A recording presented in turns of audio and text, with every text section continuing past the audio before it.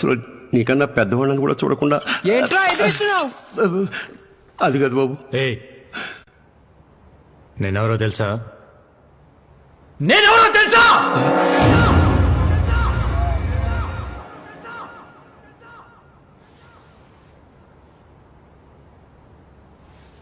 నీకు తెలుసా?